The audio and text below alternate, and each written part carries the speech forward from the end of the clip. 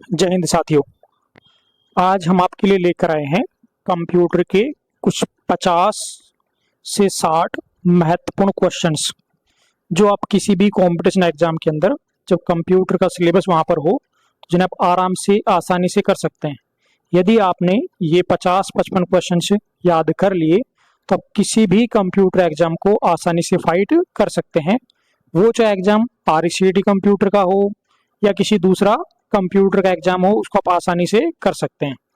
देखिए, पहला क्वेश्चन हमसे पूछ रहा है कि MS वर्ड डॉक्यूमेंट में अक्षरों के नीचे लाल लहर, लाल जो लाइन आती है वो क्यों आती है, निशान क्यों दर्शाया जाता है।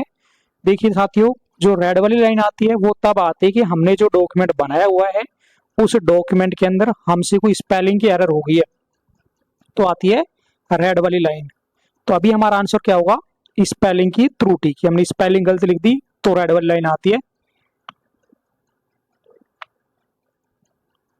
दूसरा हमारा क्वेश्चन आता है कि एक्सेल में सेल की पहचान निम्न में से कौन करता है, कि सेल कौन सी है उसको हम कैसे पहचानते हैं। तो जो सेल का नाम होगा, सेल का नाम कैसे आता है, पहले कॉलम का नाम फिर रो संख्या, वो होगी हमारी सेल की पहचान।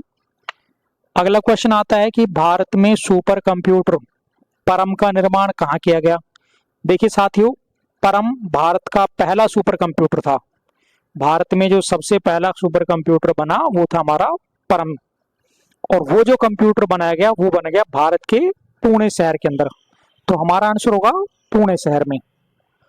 अगला क्वेश्चन हमसे पूछ रहा है कि डिजिटल कंप्यूटर की कार्य पद्धति किस सिद्धांत पर आधारित होती है।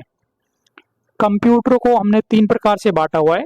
एक तो होते हैं हमारे डिजिटल कंप्यूटर, एक होते हैं हमारे एनालॉग कंप्यूटर और एक होते हैं हमारे हाइब्रिड कंप्यूटर। तो हमसे पूछ रहा है डिजिटल कंप्यूटर किस पे काम करता है। डिजिटल कंप्यूटर हमारे काम करता है नंबरों के ऊपर, तो वो जो काम करेगा वो करेगा गणना का, इसलिए हमारे क्या कहलाएंगे वो डिजिटल कंप्यूटर। अगला क्वेश्चन आता है निर्वात ट्यूब, वैक्यूम ट्यूब किस पीढ़ी के कंप्यूटर से संबंधित है। देखिए साथियों, वैक्यूम ट्यूब का उपयोग हमने किया था पहली पीढ़ी के कंप्यूटर में। जब हम कंप्यूटर की पीढ़ियों की बात करते हैं तो वहां पर अलग अलग पीढ़ियों के अंदर अलग अलग उपकरण हमने काम में लिए, तो जो वैक्यूम ट्यूब, निर्वात ट्यूब का हमने यूज किया वो किया था पहली पीढ़ी के कंप्यूटर में। अगला क्वेश्चन हमसे पूछता है कि पहली पीढ़ी के कंप्यूटर का प्रयोग करते थे, मतलब ये कि पहली पीढ़ी में किसका उपयोग किया हमने। अभी हमारा पिछला वाला क्वेश्चन भी यही था, तो उन्होंने किसका उपयोग किया वहां पर, वैक्यूम ट्यूब का, जिसे हम कहते हैं निर्वात नली हिंदी के अंदर। अगला क्वेश्चन आता है कि माइक्रोसॉफ्ट कॉरपोरेशन का संबंध किस उद्योग से। माइक्रोसॉफ्ट वो कंपनी है जो हमें कंप्यूटर के सॉफ्टवेयर बनाकर देती है।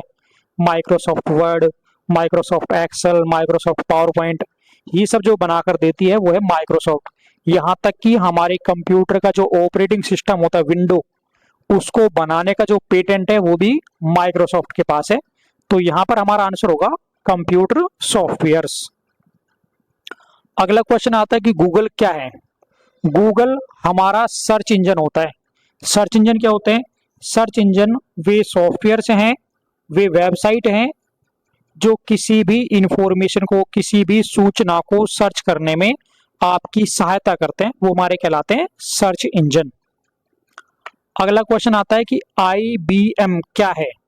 IBM हमारी एक कंपनी है जो कि कंप्यूटर व कंप्यूटर के पार्ट्स बनाती है। जो पहला डिजिटल कंप्यूटर बनाया गया था वो भी बनाया गया था IBM के द्वारा ही। इसका पूरा नाम है इंटरनेशनल बिजनेस मशीन। अगला क्वेश्चन हमारा आता है कि 1 किलोबाइट, 1 KB में कितने बाइट्स होते हैं।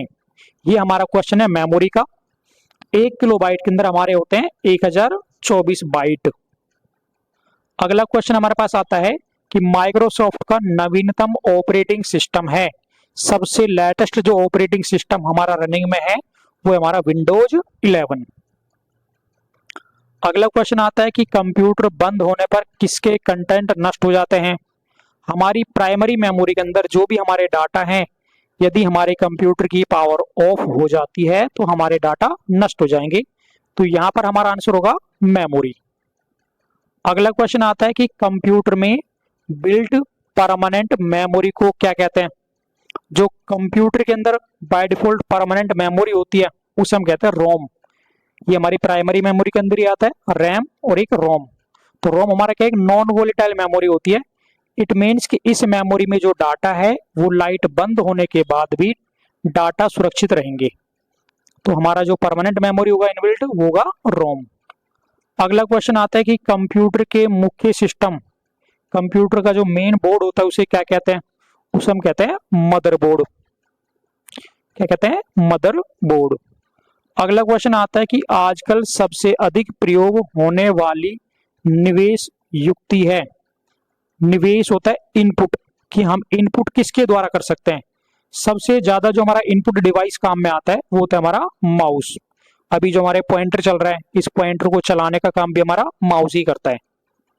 अगला क्वेश्चन आता है कि मूल निवेश निर्गम प्रणाली कंप्यूटर में विद्यमान रहती है। निवेश निर्गम होता है इनपुट आउटपुट। तो इनमें से इनपुट आउटपुट मेमोरी कंप्यूटर में कौन सी रहती है? तो इनमें से हमारी कोई सी भी नहीं है, स्मृति भी नहीं है, माउस स्मृति भी नहीं है, हार्ड ड्राइव भी नहीं है। तो हमारा आंसर होगा उक्त में से कोई नहीं। अगला क्वेश्चन आता है कि सुपर कंप्यूटर के लिए शब्द लंबाई का प्रयास होता है। तो वहां पर होगा हमारा 64 बिट, अधिकतम होगा 64 बिट। अगला क्वेश्चन आता है कि डॉट मैट्रिक्स किसका एक प्रकार है? डॉट मैट्रिक्स हमारा एक प्रिंटर होता है। प्रिंटर क्या होते हैं? जिनका उपयोग हम किसी भी डाटा को पेपर पर, कागज पर प्रिंट करने के लिए करते हैं, वो होते हैं हमारे प्रिंटर। और डॉट मैट्रिक्स हमारे एक प्रिंटर का प्रकार है। अगला हमारा एक क्वेश्चन आता है, निम्नलिखित में से उस यंत्र का नाम बताइए जो कंप्यूटर को टेलीफोन लाइन से जोड़ता है। टेलीफोन लाइन से क्यों जोड़ते हैं हम अपने कंप्यूटर में इंटरनेट को एक्सेस करना चाहते हैं, इंटरनेट को चलाना चाहते हैं, तो हमारी सहायता करता है मोडेम। कौन करेगा? मोडेम। अगला क्वेश्चन हमारा आता है, कंप्यूटर में विंडो एक प्रकार है। विंडो होता है हमारा सॉफ्टवेयर।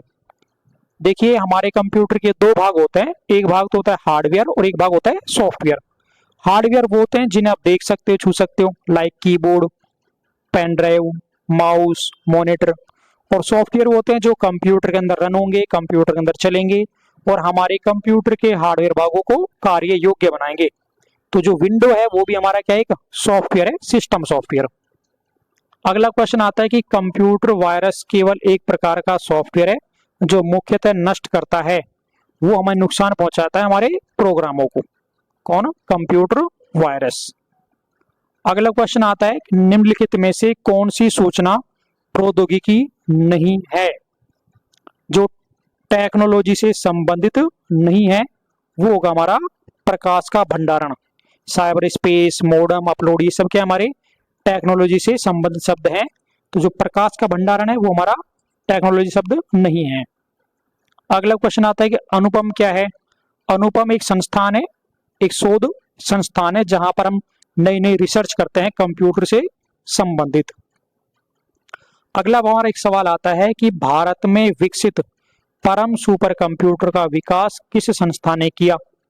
भारत का जो परम सुपर कंप्यूटर है उसका विकास किया गया था सीडैक संस्था के द्वारा। कहां पे किया गया? ये क्वेश्चन भी हमारे पास पहले आ चुका है कि सुपर कंप्यूटर का निर्माण कहां पे किया गया, वो हमने किया था पुणे शहर के अंदर। अगला क्वेश्चन आता है कि कंप्यूटर डाटा का सबसे छोटी इकाई है। कंप्यूटर की जो मेमोरी होती है उसकी सबसे छोटी इकाई होगी हमारी बिट।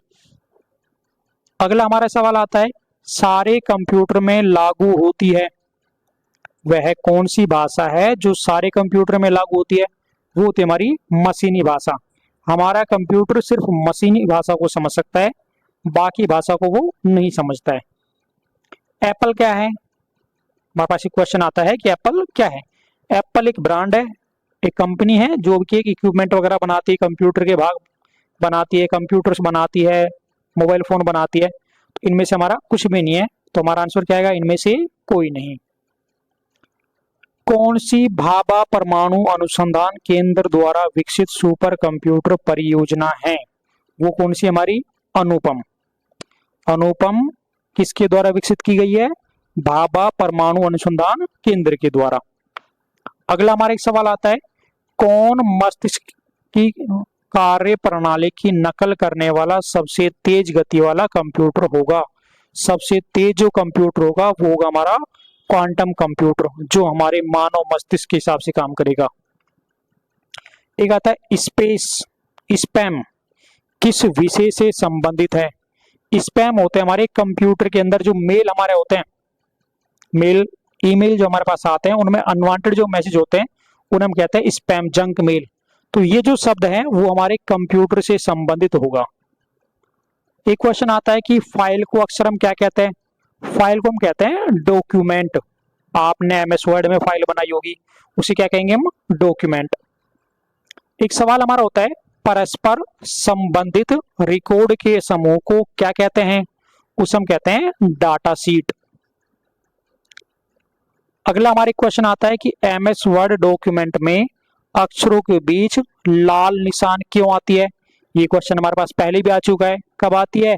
कि हमारी स्पेलिंग गलत होगी तो लाल लाइनें आती है, और यदि ग्रामर की गलती होती है तो आती फिर ग्रीन वाली लाइन।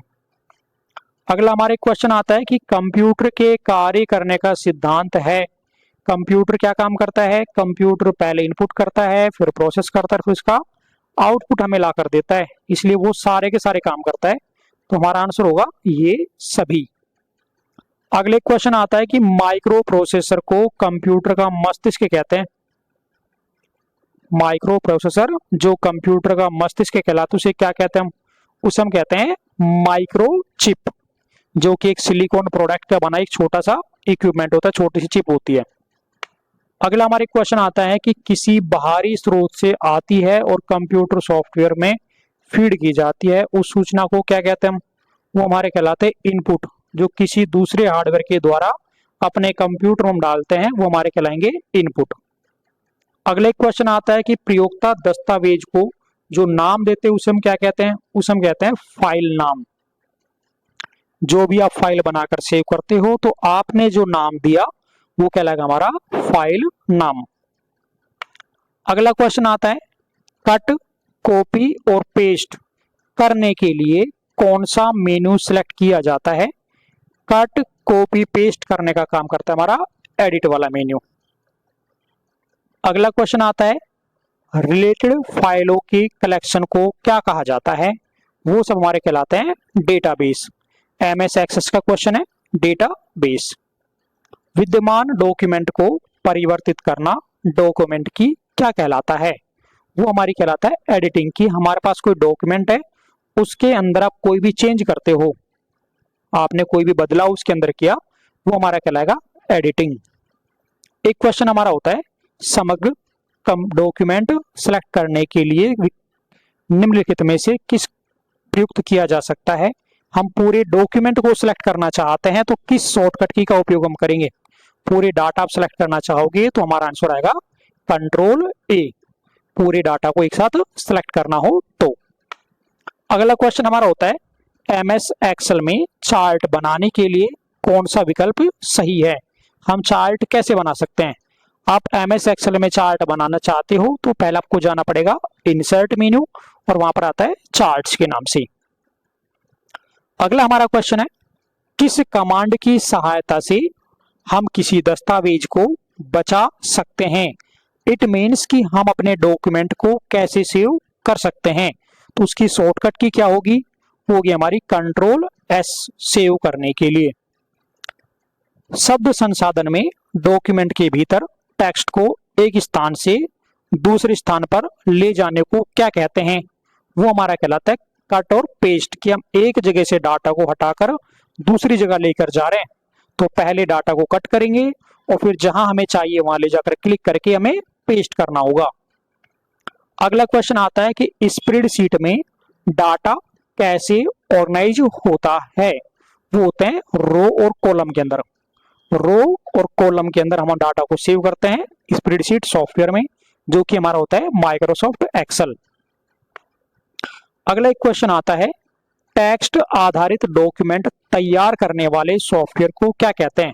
आप कोई भी टेक्स्ट फाइल, कोई लेटर, एप्लीकेशन, स्टोरी, ये सब लिखना चाहते हो तो जो सॉफ्टवेयर आपकी सहायता करेगा वो होगा हमारा वर्ड प्रोसेसर। तो हमारा आंसर होगा यहाँ पे वर्ड प्रोसेसर। अगला क्वेश्चन यहाँ पे आता है, स्प्रेडशीट प्रोग्राम में किसके संबंध वर्कशीट और डॉक्यूमेंट होते हैं? स्प्रेडशीट प्रोग्राम में किसके संबंध वर्कशीट और डॉक्यूमेंट होते हैं? वो हमारे कहलाती है वर्कबुक। अगला हमारा क्वेश्चन आता है, सारे वर्ड डॉक्यूमेंट का डिफॉल्ट फाइल एक्सटेंशन क्या है? वो होता है हमारा .doc, डॉक्यूमेंट फाइल का एक्सटेंशन नेम। अगला क्वेश्चन आता है, किसी कॉलम में टेक्स्ट प्राय कौन से अलाइन होते हैं? वो होते हमारे लेफ्ट अलाइन। जैसे आप लिखते हो टेक्स्ट तो आएगा लेफ्ट में, और यदि आप किसी नंबर को टाइप करते हो तो वो आता है राइट साइड में। अगला क्वेश्चन हमारा आता है, किस प्रोग्रामिंग लैंग्वेज को ट्रांसलेटर की जरूरत नहीं होती है? तो वो होगी हमारी मशीनी भाषा, जिसे कंप्यूटर डायरेक्ट समझ सकता है। अगला एक क्वेश्चन आता है, गलती एक एल्गोरिदम है जिससे गलत परिणाम निकलते हैं, उसे क्या कहते हैं? उसे कहते हैं लॉजिकल एरर। आपने कोई मैथमेटिकल गलती कर दी, वो हमारे कहलाएगी लॉजिकल एरर। मशीनी लैंग्वेज क्या प्रयोग करती है? वो उपयोग करती है न्यूमेरिक कोड को। न्यूमेरिक कोड कौन कौन से लेगी? बाइनरी अंक, और बाइनरी अंक कौन से होते हैं हमारे? 0 और 1 का उपयोग करके जो भाषा बनी वो हमारी कहलाई मशीनी भाषा। अगला क्वेश्चन आता है, कंप्यूटर डाटा स्टोर करने और गणना करने के लिए नंबर सिस्टम का उपयोग करते हैं। वो जो नंबर सिस्टम है हमारा वो होता है बाइनरी। कंप्यूटर जिन नंबरों पे काम करते हैं वो होते हैं हमारे बाइनरी, और उसमें 2 डिजिट होते हैं, 2 अंक होते हैं, एक 0 और एक 1। अगला क्वेश्चन आता है, निम्नलिखित में से स्टोरेज का सबसे बड़ा यूनिट कौन सा है? इनमें से, इन चारों में से मेमोरी की सबसे बड़ी इकाई कौन सी होगी? तो हमारी सबसे बड़ी इकाई होती है टीबी, जिसका पूरा नाम है टेराबाइट। अगला हमारा क्वेश्चन आता है, बिट किसका लघु रूप है? मतलब ये कि बिट का पूरा नाम क्या है? पहली बात तो ये कि बिट क्या है? बिट हमारी मेमोरी को नापने की सबसे छोटी इकाई होती है, जिसका पूरा नाम होता है बाइनरी डिजिट। ये हमारे 55 क्वेश्चंस थे जो हमने मोस्ट इंपोर्टेंट माने। आप किसी भी एग्जाम की तैयारी कर रहे हैं तो ये क्वेश्चंस आपकी बहुत ज्यादा हेल्प करेंगे।